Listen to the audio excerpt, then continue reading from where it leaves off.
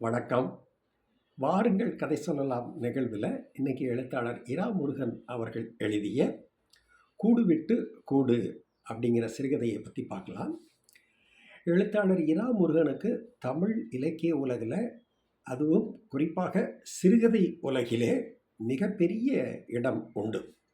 தமிழிலே அற்புதமான பல சிறுகதைகளை தந்தவர் அவர். அனைத்து வகையான சிறுகதைகளையும் தமிழில் எழுதி பார்த்தவர் அவர். என்னென்ன வகை கதைகள் உண்டோ அனைத்து வகையான கதைகளையும் அவர் எழுதியிருக்கிறார்.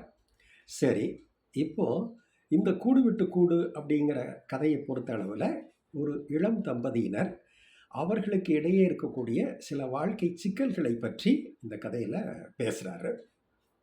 கதைக்குள்ளே போயிடலாம். அந்த காகித வாசனையில் சுபா விழித்து கொண்டாள் அப்படின்னு சொல்லி இந்த கதையை ஆரம்பிக்கிறாரு. விழிக்கிறவ தலைமாட்டில் பாம்பே டைம்ஸ் பத்திரிக்கை இருக்கும். அதிலிருந்தே நம்ம தெரிஞ்சுக்கலாம் மும்பையில் இருக்க கதை சொல்கிறாரு, மும்பையை வச்சு அடிப்படையாக வச்சுன்னு. அந்த பத்திரிக்கையை எடுத்து புரட்டி பார்க்குறா. எடுத்து புரட்டி பார்க்குறப்பவே குளிர் ரொம்ப அதிகமாக அவளுக்கு வாடை அடிக்குது. சரின்னு எந்திரிச்சு போய் அந்த ஏசியை ஆஃப் பண்ணுறா. ஏசி ஆஃப் பண்ணிவிட்டு திரும்ப பெட்டை நோக்கி நடந்து வரா. காலை சாய்ச்சி நடக்கிறா.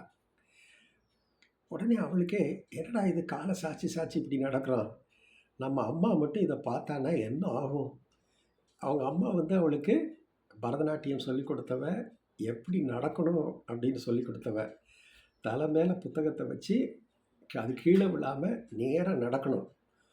ஒரு பெண்ணோட உன்னோட பர்சனாலிட்டி அப்படிங்கிறது நீ நளினமாக அழகாக நேராக நடக்கிறதுல தான் இருக்குது அப்படின்னு சொல்லி அவங்க அம்மா அவளை வளர்த்தா.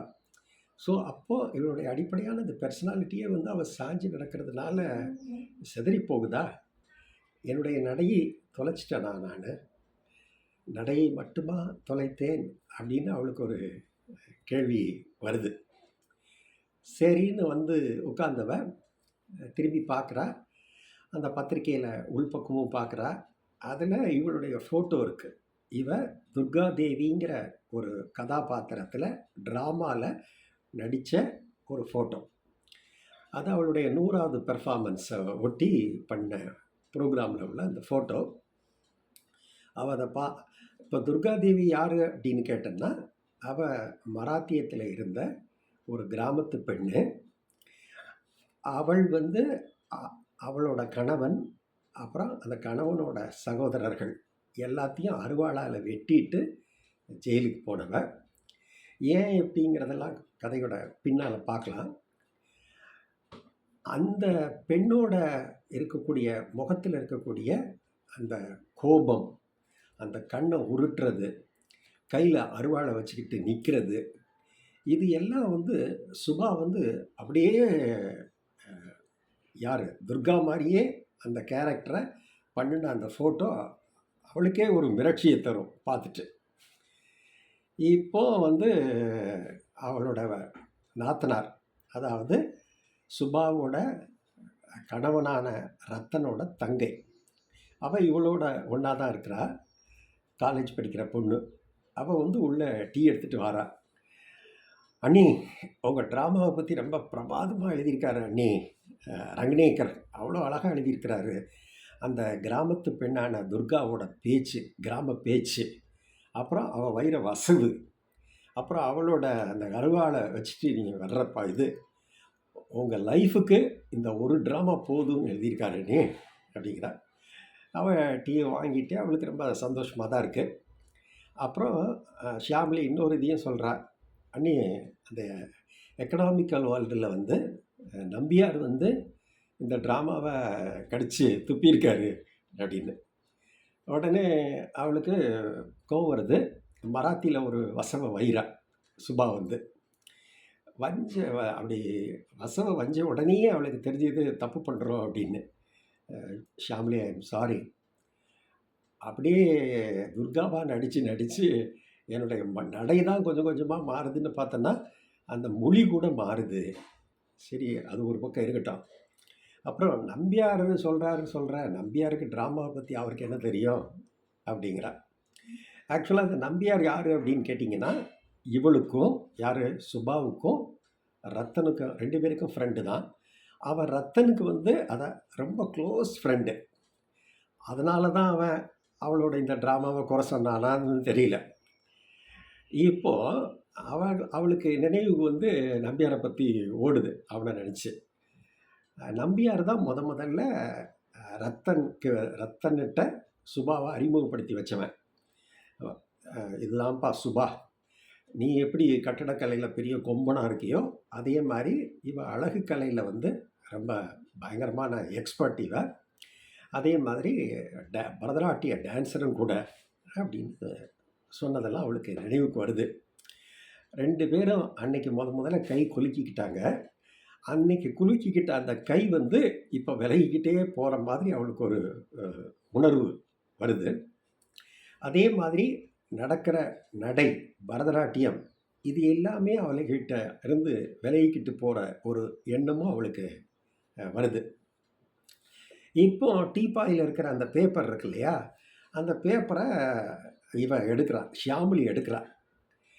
அதில் அந்த கடைசி பக்கத்தில் முத நாள் நடந்திருக்கிற கூட்டம், பெண்களோட உரிமைகள் கூட்டமைப்பு சார்பில் அந்த ஒரிஜினல் துர்காதேவி இருக்கா இல்லையா, அவள் மும்பையில் வந்து ஒரு கூட்டத்தில் பேசியிருக்கா.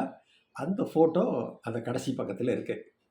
அந்த ஃபோட்டோவை பார்த்துட்டு அவளுக்கு ஒரே ஆச்சரியம். அண்ணி, இது துர்காதேவி அப்படியே உங்களை மாதிரியே இருக்கா அண்ணி அப்படின்னு சொல்லிட்டு அடுத்தாப்புல சேர்ந்து சொல்கிறா, அப்படி இல்லைன்னா நீங்கள் அவ்வளோ மாதிரி இருக்கீங்களா அப்படியேவும் அப்படின்னு. இந்த 2 வரிகள் வந்து இந்த கதையில் வந்து ரொம்ப ஒரு ஆழமான வரிகள். துர்காதேவி உங்களை மாதிரியே அப்படியே இருக்காளே, இல்லை நீங்கள் அவ்வளோ மாதிரியே அப்படியே இருக்கீங்களா? 7 வருஷம் ஜெயிலில் இருந்து வந்த பொண்ணு மாதிரியா இருக்கிறா அவ அப்படின்னு அவளுடைய ஆச்சரியத்தையும் வெளிப்படுத்திட்டு கேட்குறா அவங்க அண்ணிட்ட, அண்ணி நாளைக்கு தானே உங்கள் ட்ராமாவை பார்க்க வரப்போகிறா, அப்போ வரும்போது ட்ராமாவில் உங்களை பார்த்துட்டு நீங்கள் நடிக்கிறத பார்த்துட்டு அவளுக்கு தன்னையே அப்படியே கண்ணாடியில் பார்க்குற மாதிரி அவளுக்கு இருக்க போகுது அப்படின்னு அவள் ரொம்ப எக்ஸைட்டடாக சொல்கிறா. இவன் சொல்கிறா, யார் சுபா வந்து, சரி அவளை சாயந்தரம் இன்வைட் பண்ண போகிறேன் நாளைக்கு ட்ராமா பார்க்குறதுக்காக ஃபார்மலாக, நீயும் கூட வாயேன் அப்படின்னு கூப்பிட்றா. உடனே அதுக்கு ஷியாமளி சொல்கிறா, இல்லை நீ நாளைக்கு அண்ணனோட பிறந்தநாள் இல்லையா, நான் அவனை விஷ் பண்ண போகிறேன் அப்படிங்கிறா. இவளுக்கு அது வரைக்கும் அது ஞாபகத்தில் இல்லை சுபாவுக்கு. அப்படி இவ வந்து இவங்க அண்ணிகிட்ட சொல்லிவிட்டு வீட்டுக்குள்ளே ஓடிடுறா. ஓடின உடனே அவள் ட்ரெஸ்ஸிங் டேபிளுக்கு மேலே இருக்கிற ஃபோட்டோவை பார்க்குறா. அந்த ஃபோட்டோவில் இவங்க 2 பேரும் சேர்ந்து எடுத்துக்கிற படம், சுபாவும் ரத்தனும். ரத்தன் வந்து ரொம்ப நல்ல ஒரு ஸ்மைல் பண்ண ஒரு முகத்தோட அப்படி சிரித்த மாணிக்கு இருப்பாள். அவளுக்கு பழைய ஞாபகம் வரும். கொலாபா பகுதியில் ஒரு பெரிய மல்டி ஸ்டோரேஜ் பில்டிங், பெரிய ப்ராஜெக்ட் அது. அந்த ப்ராஜெக்டோட ட்ராயிங் எடுத்துகிட்டு இவட்ட சொல்கிறான் சுபாட்ட, இந்த ப்ராஜெக்டை நான் தான் எடுத்து பண்ண போகிறேன். பல மாடி கட்டடங்கள், ஒவ்வொன்றும் ஒவ்வொரு விதமான ஆஃபீஸ் எல்லாம் வருது. நீங்கள் வந்து இந்த இதை வந்து எல்லா டெக்கரேஷன் பல விதத்தில் பண்ணித்தரணும், ஒவ்வொருத்தர் கேட்குறதுக்கு தக்க. நீங்கள் பண்ணித்தரீங்களா? உங்களுக்கும் ரொம்ப சேலஞ்சிங்காக இருக்கும் அப்படின்னு கேட்குறான். அவளும் சரின்னு சம்மதிக்கிறா. இப்படி தான் இவங்களுடைய கூட்டணி, தொழில் முறையிலான கூட்டணி ஆரம்பிக்குது. ஒரு நாள் வந்து காரில் 2 பேரும் திரும்பிக்கிட்டு இருக்கையில் அவள் வந்து ரத்தன்கிட்ட சொல்கிறா, என்ன ரத்தன், நீங்கள் மிகப்பெரிய நாடக குழுவெல்லாம் ஆரம்பிச்சிருக்கீங்களா? ஏற்கனவே நீங்கள் ட்ராமா ரைட்டர் அப்படிங்கிறாங்க, நடிக்க வேறு செய்வீங்களா? எல்லாம் பண்ணுவீங்களாமே அப்படின்னு கேட்குறா. உடனே இவன் சொல்கிறான், அப்படிலாம் இல்லைம்மா, நான் வந்து நீ மராத்தியில் ரைட்டர்னு சொல்கிற, ஆக்சுவலாக நான் வந்து கொங்கணி. அதே மாதிரி நான் எழுதுறது வந்து இந்தியில் ட்ராமாவை எழுதுவேன். நடிக்கிறவங்கக்கிட்ட இங்கிலீஷில் சொல்லி ட்ராமாவை டைரக்ட் பண்ணுவேன். ஆனால் பார்க்க வர்றவங்க யாருன்னு நினச்சேன், எல்லாம் மெட்ராஸ்காரங்க பார்க்க வருவாங்க. அதனால் இப்படி போய்கிட்டு இருக்குது கதை அப்படின்னு சொல்லுவான். இப்படி அவங்களுக்குள்ள ஏற்படுற அந்த நட்பு வந்து காதலாக மாறி 2 பேரும் சந்தோஷமாக கல்யாணம் பண்ணிக்கிறாங்க. அதுக்கப்புறம் 2 பேரும் சேர்ந்து தான் அந்த கொங்கணி ட்ராமாவை இவன் அரங்கேற்றுறான். யாரோட ட்ராமான்னா கிரிஷ் கர்னாடோட ஒரு ஒரு ட்ராமாவை அவன் அரங்கேற்றுறான். அந்த ட்ராமாவில் வந்து இவன் வந்து ஸ்டேஜ் எல்லாம் இவ தான் அமைச்சு தரா. அந்த ஸ்டேஜில் ஒரு பல்லக்கு வரும். அந்த பல்லக்கு வந்து அந்த ட்ராமாவோட ஹயவதனா அப்படிங்கிற ட்ராமா, அந்த ட்ராமாவோட ஒரு மந்திரத்தன்மை, ஒரு மாயத்தன்மை எல்லாம் அந்த கதையில் உண்டு. அந்த மாந்திரீகத்தன்மையை வந்து இவன் அந்த பல்லக்கில் அப்படியே கொண்டு வந்திருப்பா, ஸ்டேஜில் அப்படியே கொண்டு வந்திருப்பா. அதில் ட்ராமாவை பார்க்குற எல்லாருமே வந்து அதை சிறப்பித்து சொல்லுவாங்க. அவளுக்கு அது ரொம்ப மகிழ்ச்சியாக இருக்கும். அதுக்கடுத்து ஒரு மராத்தி எழுத்தாளரோட ஒரு ட்ராமாவை போடுவாங்க. அதுவும் ஒரு புகழ்பெற்ற ட்ராமா, வாதே சாரபந்தி அப்படின்னு ஒரு ட்ராமா. இந்த கதையை பொறுத்த மட்டில் ஒரு மராத்திய பின்னணியில் ஒரு கிராமத்து வீடு. அந்த வீடையும் ஸ்டேஜில் ரொம்ப அழகாக வடிவமைச்சிருப்பா. அந்த நல்ல தரையை மெழுகி இருக்கும், ஓரத்தில் தட்டெல்லாம் வரிசையாக அடுக்கி இருக்கும். அப்புறம் ஒரு வெந்நீர் குண்டா ஒன்று இருக்கும், ஒரு கைத்து கட்டில் இருக்கும். இதெல்லாம் வச்சு ரொம்ப பிரமாதமாக இருக்கும். இதில் வந்து அந்த கைத்து கட்டிலில் வந்து ஒரு வயதான பெண்மணி உட்கார்ந்துருப்பா. அது யார் அப்படின்னு கேட்டிங்கன்னா இவ தான். அதாவது இந்த வடிவத்தில் இருக்கிறது வந்து அவங்க வீட்டில் ஃபோட்டோவாக தொங்குது. அந்த ஃபோட்டோ வந்து அந்த ஃபோட்டோவையும் அவள் தொடர்ந்து பார்க்குறா. அந்த வயதான பெண்மணியான கேரக்டராக நடித்த அந்த பெர்ஃபார்மன்ஸும் அந்த படமும் இப்படி 2 விதத்துலேயும் அவளுக்கு அது புகழை தேடி தருது. ஒரு புகழ்பெற்ற விமர்சகர் அவர் விஜய் தந்துல்கரும் அவரை ரொம்ப பாராட்டி எழுதுகிறாரு. அது அவளுக்கு நினைவுக்கு வருது. இப்போ ஷாப்லி வெளியே வந்துட்டு, அண்ணி நான் காலேஜுக்கு கிளம்புறேன், பார்த்துக்கோங்க, உள்ளே உங்களுக்கு டிஃபன் பண்ணி வச்சுருக்கேன், நான் ஃப்ளாஸ்கில் டீயும் இருக்குது, இன்னொரு டீ இருக்குது அப்படின்னு சொல்லிவிட்டு அவள் கிளம்பி போயிடுறா. அவள் கிளம்பி போனதுக்கப்புறம் இவ ஆஃபீஸ்க்கு கிளம்புறா. இவளுடைய ஆஃபீஸ் வந்து நரிமன் பாயிண்டில் இருக்கும், 17வது மாடி கட்டடம். இதெல்லாம் சில விஷயங்கள் எல்லாம் இரா முருகன் அவருடைய சிறுகதையில் அப்படியே ஜம்ப் கட் உத்தியில் போவார். அடுத்த இது என்னன்னு கேட்டிங்கன்னா, இன்னொரு இடத்துல இன்னொரு சீன் போய்கிட்டு இருக்கோம். அது இரா முருகனோட ஒரு அந்த ஜம்ப் கட் உத்தி. நிறைய கதைகளில் அவர் இதை பயன்படுத்தியிருக்கிறத பார்க்கலாம்.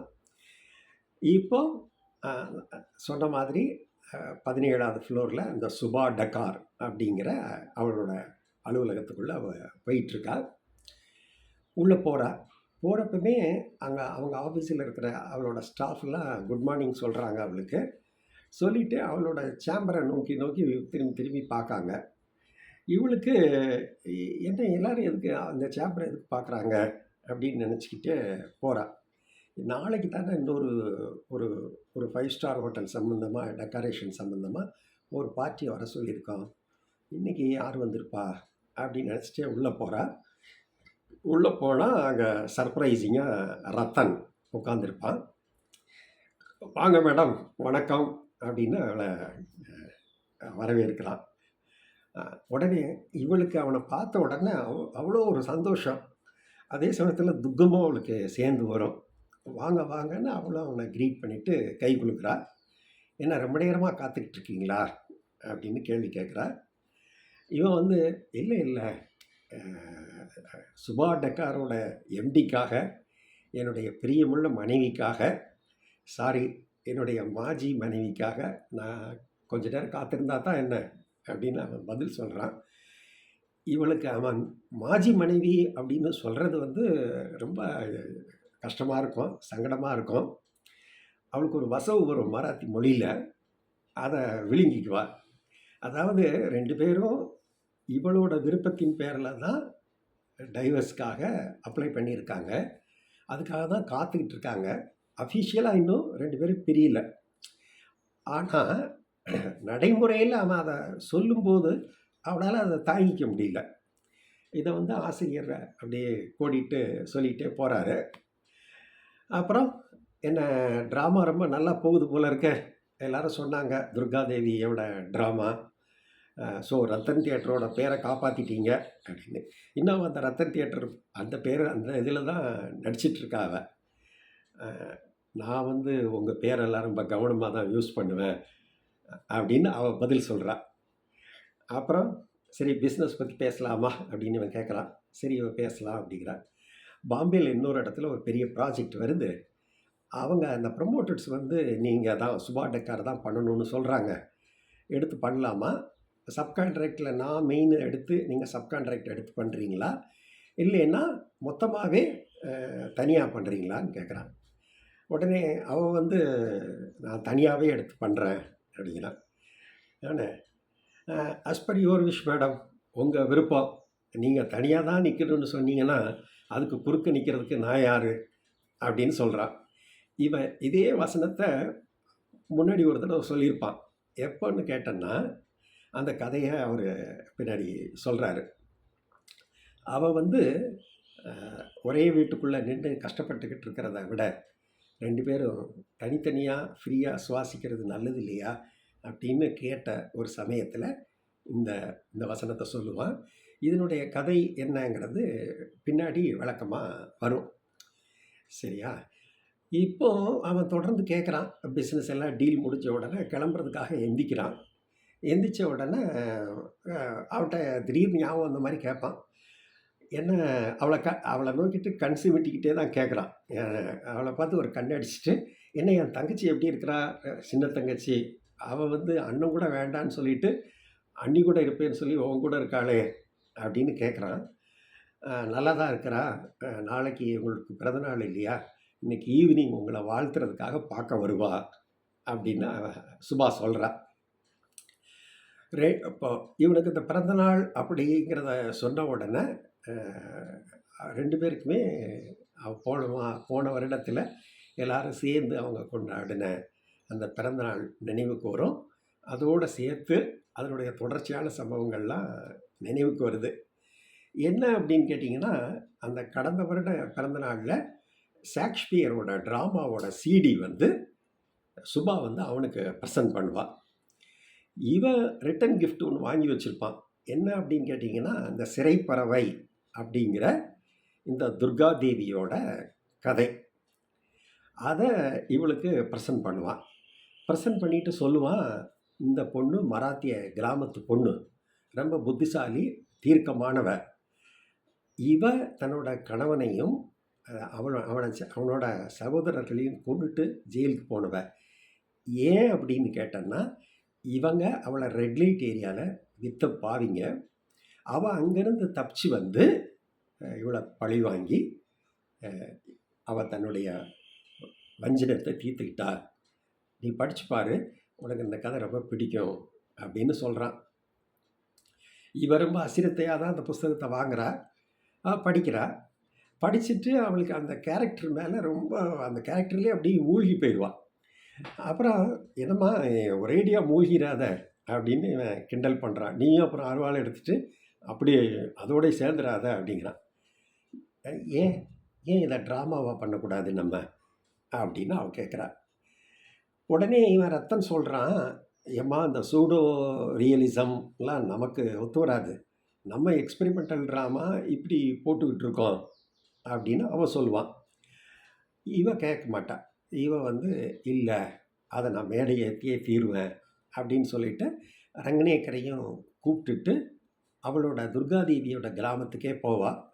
அவளுக்கு தெரிஞ்சவங்க மற்றவங்க எல்லார்கிட்டையும் கேட்டு அவளுடைய நடை உடை பாவனை எல்லாத்தையும் உள்வாங்கிக்குவாள். அவளோட பேச்சு எப்படி இருக்கும், அவள் உபயோகப்படுத்துகிற மொழி என்ன, எல்லாத்தையும் இது பண்ணிவிட்டு இங்கே ரிஹர்சல் போடுவாங்க. அந்த ரிஹர்சல் போடுறப்போ இவனால் தாங்கிக்கவே முடியாது. ஏன்னா அந்த அந்த கிராமத்து பேச்சு, அந்த கிராமத்தில் இருக்கிற அந்த மராத்தியில் இருக்கிற வசவுகள் எல்லாத்தையும் பார்த்துட்டு இவன் ரத்தன் வந்து ஸ்டாப் திஸ் நான்சென்ஸ், இதெல்லாம் முட்டாள்தனமாக இருக்குது, இதெல்லாம் நம்ம பண்ண முடியாது அப்படிங்கிறான். இப்படியெல்லாம் நீங்கள் தொடர்ந்து பண்ணுறதா இருந்ததுன்னா நான் வெளியே போகிறேன் அப்படின்னு சொல்லிட்டு, எனக்கு இதில் உடன்பாடு இல்லை அப்படின்னு சொல்லிட்டு வெளியே போயிடுவான். இதுதான் இவங்களுக்கு இடையில இருக்கிற பிரச்சனை. இந்த பின்னணியில் தான் அவள் வந்து நம்ம பிடிக்காமல் ஒரே கூரையில் ஒரே இடத்துல இருக்கிறத விட பரஸ்பரமாக ஒருத்தர் மேலே ஒருத்தரோட மரியாதையாக தனித்தனியாக இருந்துக்கலாம் அப்படின்னு அவள் சொல்கிறா. அப்பமா அவன் சரிம்மா உன் இஷ்டம், உனக்கு அது ஒன்று நீ தனியாக தான் இருக்கணும்னு நீ பிரியப்பட்டினா அதுக்கு கொடுக்கறதுக்கு நிற்கிறதுக்கு நான் யார் அப்படின்னு சொல்லிட்டு வெளியே வந்தவன். ஆனால் மனசுக்குள்ள இவன் வந்து எப்போவுமே வந்து அவளை விட்டு பிரிஞ்சிருக்கணும்னு நினைக்கவே இல்லை. ஆனால் அவளுக்கு தான் சுதந்திரமாக இயங்கணும் அப்படிங்கிற எண்ணம் இருக்குது. ஆனால் அவன் மேலே இருக்கிற பிரியம் அப்படியே தான் இருக்குது அப்படிங்கிறத வந்து அவள் படிப்படியாக உணர ஆரம்பிக்கிறான். சரி, இப்போ இந்த சிந்தனை இந்த இடத்தோட அவர் அந்த பழைய நினைவுகள் முடியுது. அவனை வாசல் வரைக்கும் வந்து அவள் வழி அனுப்புகிறா. அப்புறம் ரத்தன் இப்போ என்ன பண்ணிக்கிட்டு இருக்கீங்க, வேறு எதுவும் ட்ராமா பண்ணுறீங்களா நீங்கள் அப்படின்னு கேட்குறா. உடனே பண்ணிக்கிட்டு இருக்கேன், ஒரு ட்ராமா பண்ணிக்கிட்டு இருக்கேன், நான் அரங்கேற்றணும். என்ன என்ன கதை அப்படின்னு கேட்டேன்னா, 10 வருஷத்துக்கு முன்னாடி அழகி போட்டியில் ஜெயித்த ஒரு பொண்ணு, ஒரு என்ஜினியர் பொண்ணு, அவள் வந்து தன்னோட ஐடென்டிட்டியை எப்படி தொலைச்சிக்கிட்டு இருக்கா அப்படிங்கிற அதை பற்றின கதை அந்த கதை அப்படின்னு சொல்லுவான் இவகிட்ட. சரி, ஓகே, குட் பை அப்படின்னு சொல்லிட்டு 2 பேரும் விடை பெற்றுக்குவாங்க. கதையோட அடுத்த ஷாட் எங்கே கொண்டு போவாருன்னா, இவ வந்து காரை ஓட்டி போயிட்டுருக்கா, இவ கூட ரங்கநேக்கரும் இருக்கிறாரு. இவங்க 2 பேரும் அவளை இன்வைட் பண்ணுறதுக்காக போயிட்டுருக்காங்க. துர்கா தேவியை நாளைக்கு மறுநாள் ட்ராமாவுக்கு கூப்பிட்றதுக்காக. இவ கேட்குறா சுபா, அப்புறம் துர்கா தேவியோட அடுத்த ப்ரோக்ராம் என்ன பண்ண போகிறா அப்படின்னு. அவளுக்கு பாம்பேலேயே இருக்கிறத மாதிரி தான் ஐடியா இருக்கிற மாதிரி சொல்கிறாங்க எல்லாரும். ஏன்னா திரும்ப அவள் கிராமத்துக்கு போகிற மாதிரி இல்லை. இந்த ஒரு வாரத்துக்கு வந்து அவங்க அந்த மகளிர் இயக்கத்திலேருந்து ரூம் புக் பண்ணி கொடுத்துருக்குறாங்க. இப்போ தனியாக அவள் ரூம் தேடிக்கிட்டு இருக்கிறா அப்படின்னு அவர் ரங்கநேக்கர் சொல்கிறாரு. அந்த புத்தகத்தில் வர்ற ராயல்ட்டி, இங்கிலீஷில் மொழிபெயர்த்தில் வர்ற ராயல்ட்டி இதெல்லாம் வச்சு இப்போ மேனேஜ் பண்ணிகிட்ருக்கா அப்படின்னும் அவர் சொல்கிறாரு. உடனே சுபா சொல்கிறா, அதெல்லாம் வச்சு அது எவ்வளோ நாளைக்கு மெயின்டைன் பண்ண முடியும், ஒரு கால் தொடர்ந்து அவள் மாடலிங் கூட பண்ணலாம் அப்படின்னு சொல்கிறா சுபா. என்னன்னா, அவள் வந்து ஒரு வித்தியாசமான கேரக்டர் இல்லையா, அதனால் அவள் மாடலிங் பண்ணாலும் நல்லாயிருக்கும். நல்ல வில்லேஜ் பியூட்டி அவள், 34 வயசுக்கு வந்து அவளுடைய இது வந்து தோற்றமும் அதுவும் மாடலிங் பண்ணால் அவளுக்கு வெற்றியை தேடித்தரும் அப்படின்னு சுபா சொல்கிறா. 2 பேரும் ஹோட்டலில் போய் சேர்றாங்க. ரிசப்ஷனிஸ்ட்டை கேட்குறாங்க, துர்காதேவி எந்த ரூமில் இருக்கா அப்படின்னு கேட்குறாங்க. கேட்டுட்டு அவங்க ஒரு ரூம் நம்பர் சொல்கிறாங்க, 215. அந்த ரூமுக்கு லிஃப்டில் போகிறாங்க. இவ போயிட்டுருக்கும்போதே நினைக்கிறா, துர்காதேவிகிட்ட போனால் நம்ம என்ன சொல்லணும் அப்படின்னு. இவளுக்கு தோணுது ஒரு 3 இது. அந்த துர்காதேவி வந்து வாழ்க்கையில் இவளுடைய பர்சனாலிட்டியே மாற்றின விதம், இவளை மாதிரி நடிக்க ஆரம்பித்து அவளோட நடை இதெல்லாம் இவளுக்கு வர ஆரம்பிச்சது இல்லையா, வந்துக்கிட்டு இருக்குது இல்லையா, அதை பற்றி சொல்லணும். அதே மாதிரி அவள் வாழ்க்கையில் வந்து நெருங்கின தன்னோட கணவனையே உதறி விட்டது, எப்படி அவள் அதை செஞ்சா அப்படிங்கிற அதை உதற அளவுக்கு அந்த நாடகம் அவளை மாற்றின விதம். அப்புறம் அந்த ட்ராமாவில் நடித்ததுனால அவளுக்கு கிடைச்ச புகழ், எவ்வளோ புகழ் கிடைச்சிது, இது எல்லாத்தையும் அவள்கிட்ட சொல்லணும் அப்படின்னு நினைக்கிறா. ரூம் பக்கத்தில் போகிறாங்க. போகிறப்போ ரூம்குள்ளே இவளுக்கு தெரிஞ்ச ஒரு குரல் கேட்குது. ஆமாம், உன் தலைமையில் இருக்கிற புத்தகம் வந்து நழுவி கீழே விழவே கூடாது, ஸ்ட்ரைட்டாக நேராக நடக்கணும் அப்படின்னு சொல்லிகிட்டே இருக்கான். அந்த பொண்ணும் கேட்டுட்டு, இன்னும் 1 வாரத்துக்கு வந்து உங்களுக்கு அது மட்டும்தான் ட்ரைனிங், எப்படி நடக்கிறது ஸ்ட்ரெயிட்டாக. அதுக்கப்புறம் இந்த கேரக்டர் வந்து ஒரு என்ஜினியர், அழகி போட்டியில் ஜெயித்த பொண்ணு, அதெல்லாம் பர்ஃபார்மன்ஸில் கொண்டு வரணும். எப்படி பேசுகிறது, என்ன பண்ணுறதுங்கிறதெல்லாம் நான் தொடர்ந்து சொல்லித்தரேன். அதை அப்படியே ஃபாலோ பண்ணி நடித்தா போதும் அப்படின்னு. அப்புறம் உள்ளே எட்டி பார்க்குறா, அரை கோடியிலிருந்து தலையில் புத்தகத்தை வச்சுட்டு துர்காதேவி வந்து நடந்து வந்துக்கிட்டு இருக்கிறா இந்த பக்கத்துக்கு, அடுத்த ஓரத்துக்கு. இந்த இடத்துல எழுத்தாளர் இராமுருகன் கதையை நிறைவு செய்கிறார். இந்த கதை வந்து ஏற்படுத்துகிற தாக்கம், நாம் தொடர்ந்து இந்த கதையை நிறைய விஷயங்களில் புரிஞ்சுக்கலாம். அவங்க விருப்பப்படி எப்படி வேணாலும் நிறைவு செய்து கொள்ளலாம். ஆனால் அடிப்படையான ஒரு விஷயம் என்னன்னு கேட்டிங்கன்னா, எல்லாருக்கும் சுதந்திரம் இருக்குது. அவரவர்கள் கணவனுக்கு மனைவிக்கு இடையில் அவங்களுடைய விருப்பப்படி வாழ்வதற்கு, ஒருத்தரோட உரிமையில் அடுத்தவங்க தலையிடாமல் வாழ்வதற்கு எல்லாத்துக்கும் உரிமை இருக்குது. ஆனால் நாமல் வாழுகின்ற அந்த வாழ்க்கையானது எல்லா விதத்துலேயும் நமக்கு நன்மை செய்கிற விதத்தில் அமையுமா அப்படிங்கிறதையும் கவனத்தில் எடுத்துக்கிடணும். இவ வந்து சுபா வந்து துர்காதேவியை நோக்கி நகர்ந்துக்கிட்டு இருக்கா. துர்காதேவி வந்து கேரக்டரில் சுபாவை நோக்கி நகர்ந்துக்கிட்டு இருக்கா. அவளுடைய சுபாவோட நாத்தனார் ஷியாமளி, அவள் ட்ராமாவை மறுநாள் பார்க்க வரையில் தன்னையே கண்ணாடியில் பார்க்குற மாதிரி அவள் நினைப்பா அப்படின்னு சொன்னா இல்லையா? அதுக்கு மாறாக சுபா வந்து ஸ்டேஜில் இவளை பிரதிபலிக்கிறார், துர்காவை பிரதிபலிக்கிறார். ஆனால் துர்கா வந்து சுபாவோட கேரக்டர் மாதிரி அவளை மாதிரி நடிக்கணும் அப்படிங்கிற எண்ணத்தில் அவள் மறுநாள் அங்கே வந்து உட்கார்ந்துருப்பாள். இந்த மாதிரி பல சிந்தனைகளை இந்த நாடகமானது கிளப்புகிறது. எப்போதுமே இராமுருகன் வந்து வாசகர்களை மிகவும் புத்திசாலியாக நினைத்த கதைகளை எழுதக்கூடியவர். தமிழில் ஏராளமான கதைகளை எழுதியிருக்கிறார். அனைத்து கதைகளுமே வாசிக்க வேண்டிய ஒன்று. நன்றி நண்பர்களே.